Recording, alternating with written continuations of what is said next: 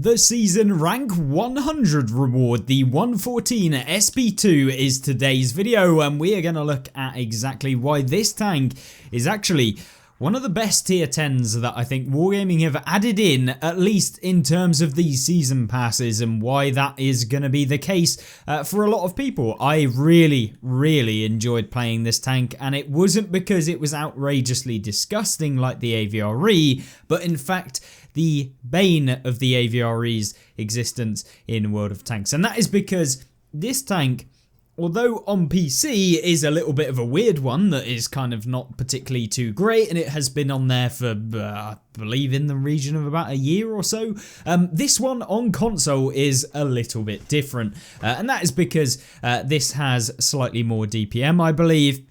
And that means that we're able, with all of the boosts that we have, to bring up the average damage per minute of this tank to 3,757, which means that it is really quick to reload, but it also has a really nice amount of alpha damage, 650 to be precise, and it also gets an amazing amount of penetration on its standard rounds, and an even better penetration on its premium rounds of 273 on the standard, 329 on the premium, and 90mm on the HE, allowing you for those softer targets to be able to switch to it and deal some extra damage when it comes to those tanks. But primarily, this tank doesn't really need that many premium rounds, and given that it's a 152mm cannon, this one is very nice at being able to deal consistent damage with about a 10-second reload when you're using enhanced combat rations and you activate them. It's about a 9-second reload to do 650 damage, which is far better than things like the E100 and stuff like that, and you feel a lot more flexible. The great thing as well is that this tank is extremely accurate. 0.25 accuracy on this tank means that it is very nice to be able to deal that damage. You can aim for the weak points every single day of the week, and it feels like you hit them most of the time.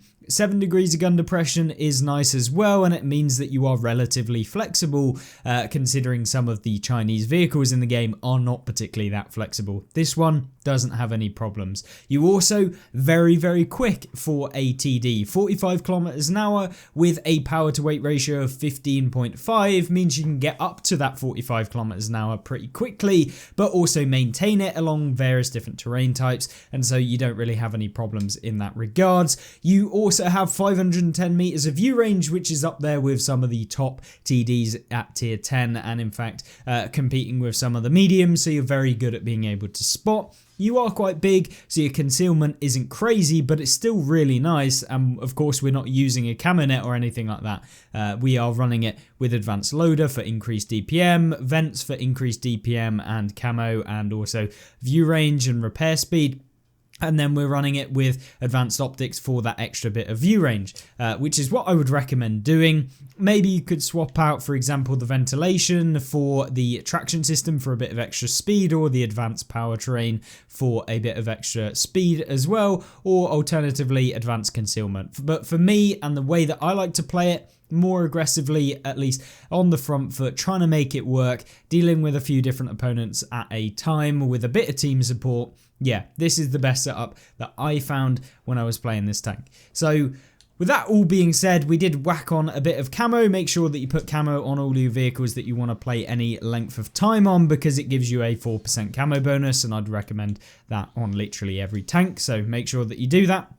And there we go, that is the tank in general, but how does it actually play in the game? Let's find out right now. So today's first replay is on Hidden Village, and this was a game that was really enjoyable. It had a bit of team support, it ended up working quite nicely, and it really shows you the top level of what this tank can achieve. How it kind of plays as a whole vehicle. It really is amazing to kind of play in, and it definitely feels like one of the better tanks that I've played, and kind of one of the more balanced tanks in the game that Wargaming have created recently. It seems like they've at least calmed down when it comes to the AVRE situation, but then again, this is a tank that was on PC, so yeah, maybe it was a little less kind of Wargaming's thoughts on, or at least console version's thoughts on what they should make a tank like. So yeah, luckily we didn't end up with another AVRE, which is brilliant because now we have this one. And I feel like in terms of when it comes to the top tier, you're not going to have too many frustrating battles. Obviously, as everyone starts to get close to being rank 100 with the season pass, they're going to start buying this tank and that sort of thing, or at least getting the tank in the game even. And we're going to see the matchmaker kind of have a lot more of these tanks flying around the battlefield. But the great thing is that because this tank doesn't have stupid alpha, it doesn't have, 1400 alpha or 1200 alpha, and it doesn't have disgusting HE rounds that are going to deal 500 damage every single time it hits anyone, regardless of whether they aimed or not. The tank feels like it's not going to be too bad to come up against multiple of them. So it's going to be a nice one in terms of as being a season reward tank. Sometimes it's just infuriating to come up against things like HE spammers, and when they give them away, it's even worse because you're coming up against 5, 6, 7 maybe on one team, and of course the exact same on the enemy team.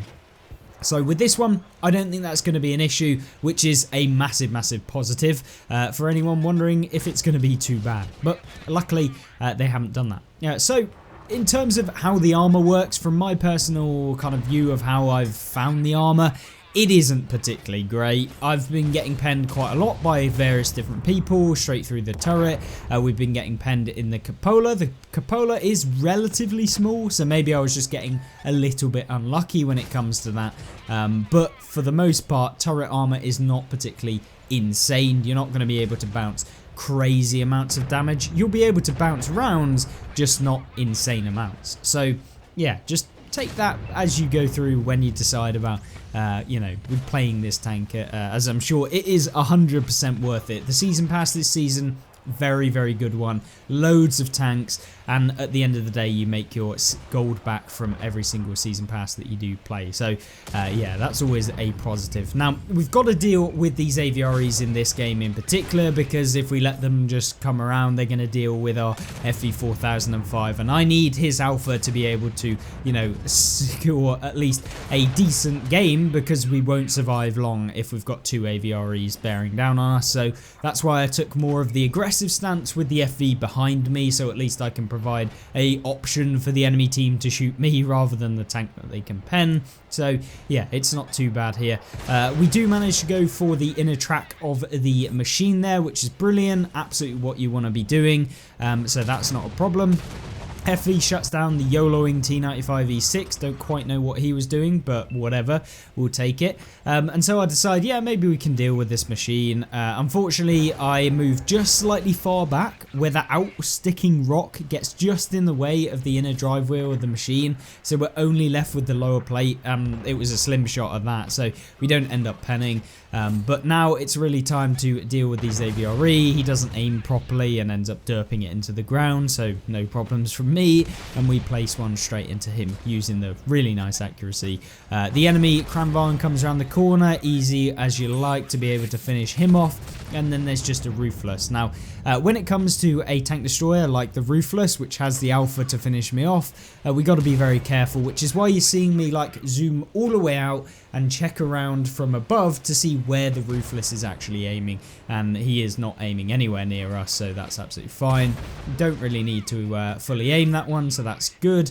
And now we can push in. Now the Ruthless on the enemy team, the other one, is starting to push towards us, so I'm a little bit scared that he's going to just YOLO. Could have stopped at this rock, but I didn't really want to. I just wanted to get furthest forward, because you never know, we could get some extra damage after finish that guy off. But luckily for us, our teammate hits him right before, and we don't low roll too much to be able to finish that guy off. So yeah, it's a nice little 600 extra and 6,000 total damage within this game. With a little bit of assistance, nothing too spectacular, 848, so just under 7k combined in a victory nonetheless, which is exactly what we wanted. 1600 base experience, which for a brand new tank was indeed a mastery badge, so yeah, that was nice to have straight off the bat, and 320 blocks. So you can see armor wise, not particularly bouncing a whole lot, but then again, we did come up against a lot of HE spamming vehicles and of course TDs within this game. So yeah, maybe not the best tell of what the armor is actually like. But that's not it, because we've got another gameplay that is just as good but showcases a little bit more of the aggressive bit where you've got to try and deal with a bad situation. Now then, this is the next game. It's on Berlin, which is a map that is recently come back into World of Tanks console. It has been in the game before. It's not a brand new map, but if you haven't been playing in the last, if you've been playing and only started playing in the last about 3 years, you will probably never have seen this map before. So it will be a new one for you, but it was available back in the day in the game, albeit in a slightly different situation, slightly different style map, but it is essentially the exact same. There's been some graphical updates, there's been a few hills that have been changed slightly and different positions like that, but primarily the exact same. Of course, we're playing the assault game mode, so the enemy team has to push into our tanks or destroy everyone on our team to win this one. So hopefully we can at least outlive the opponents, or hopefully the team can live this one through. But you can see me here just trying to poke out around to try and deal some damage here. The Panzerjäger overcommitting over that corner, so we put one into him, and straight away up to 1300 damage. You can see here I saw that the FE had actually fired, but we find ourselves a little Earthshaker who can definitely go through the top of the turret. Now, Earthshaker, one of the vehicles recently that was given out for free as part of a community event, so I'm sure if you've been playing, you probably got that tank as well. Really fantastic tank to play, super fun, really competitive as well. But luckily it's 2 tiers lower than us, so we don't have to worry about being competitive. Now, the ISM obviously, and a load of these mediums that are poking over this side, trying to come around, so we're going to try and get a bit of damage, try and trade some of the Type 4 and the Waffle E100's health, but we have an AVRE who's pushed up. He's taken out our little derp cannon in the Sturmtiger P, which is a bit of a feels bad, but he has fired, which means that he's got about another 10 seconds to fire. So I'm a little bit cautious to go around here. Obviously, we knew that there was an FE215B183 who probably hasn't yet fired, so we didn't want to push around just yet. But we're just waiting now, seeing what the opponents are going to do. Artillery is aiming at me, but they're not firing, so they're most likely not able to hit me right now, and in fact just pre-aiming the corner in case I come around. Now the AVRE fires again. Unfortunately, we are having to overexpose ourselves here, which allows us the ISM to hit it because of the corner. I was never really sure about the kind of hitboxes of like rubble and stuff on this game, so you have to be quite careful when it comes to firing around rubble. It's always been the case in console that, yeah, sometimes you can end up hitting the rubble even though it says that you're not going to hit the rubble and all sorts. So yeah, it's not ideal when it comes to that, but it's fine. The enemy M41 Walker Bulldog obviously coming out trying to deal with some damage here. But unfortunately for him, he's not going to be able to deal that because we shut him down just pre-aiming where he's going to be. The Borsig manages to hit us here, and I was surprised that he penned. Maybe he hit us in the turret there, but yeah, it was just annoying. I thought I would be hold down. Maybe we had a chance at bouncing, not relying on it, but yeah, I was just hoping that we wouldn't take a hit there.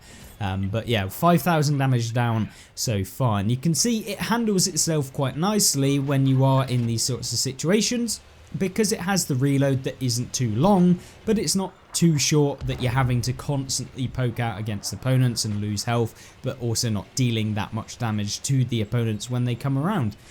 So yeah, 5.1k damage so far, and the game is kind of well underway. It's 7 versus 7. We're kind of dealing, or the game is kind of going how you'd expect. Now, a lot of the team on the northern side are slowly making their way round. To all intents and purposes, they should have probably came back to try and support us because this is not your typical game. It is, in fact, assault. So all you have to do is just get at least one person to survive the 10-minute mark. If one person on your team survives the 10-minute mark, you win, provided that they don't actually cap the base, which could happen, but you know, it's much harder for them to cap the base than it will be to just defend it. So we should really be winning this one. All we have to do is just let the opponents push us.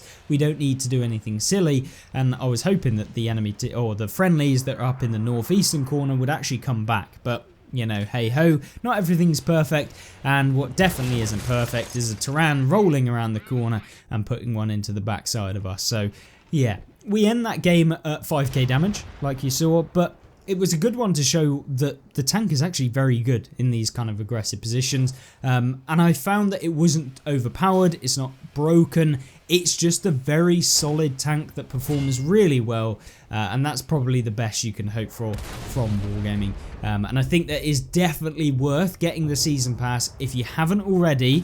And I very rarely say to actually spend money on this game, and most of you will probably have 2,000 gold lying around on the account anyway, but trust me, this season pass is even more worth it than normal, and remember, you'll get your gold value back anyway, so there is literally no reason that you wouldn't get the season pass in this game. And if you play the game any length of time, this is the best purchase you can make, so yeah, don't buy premium time.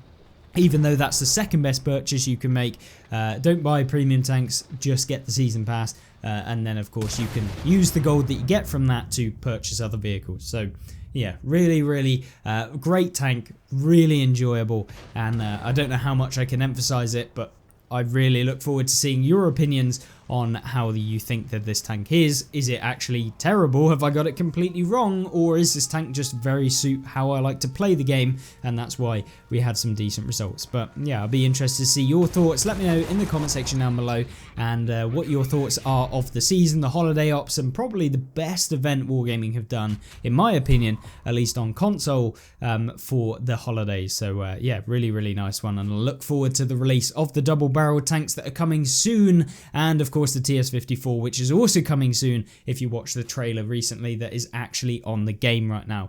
Thank you for watching, have a great rest of the day, and I'll see you tomorrow for another video on one of the other season pass tanks.